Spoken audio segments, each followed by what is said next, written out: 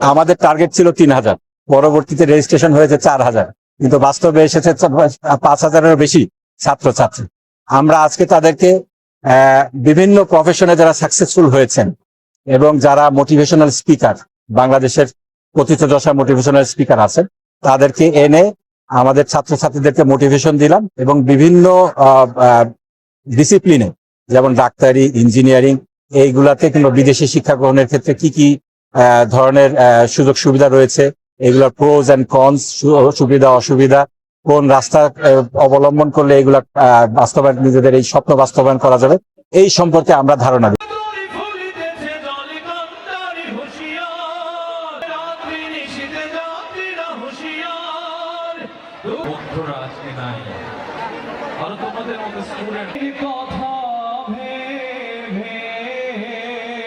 দেশপ্রেমিক নাগরিক হওয়ার তৌফিক দান করুন। আসসালামু আলাইকুম ওয়া রাহমাতুল্লাহ। আমরা এখানে জেনজি ভাই কেউ আছেন? জেন হচ্ছে তাদেরকে জেনজি বলা হয়। আমরা যেটা কি বলো তোমাদের সেই ঢাকা বিশ্ববিদ্যালয়ে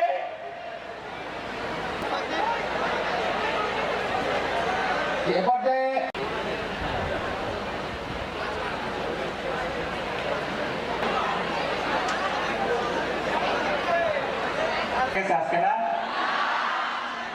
আলহামদুলিল্লাহ, আল্লাহর অশেষ মেহের। আমি তোমাদেরকে ধন্যবাদ জানাতে চাই আজকে এখানে আসার জন্য।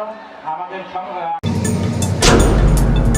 দর্শক, এতক্ষণ দর্পণ টিভি 24 এর সাথে থাকার জন্য ধন্যবাদ।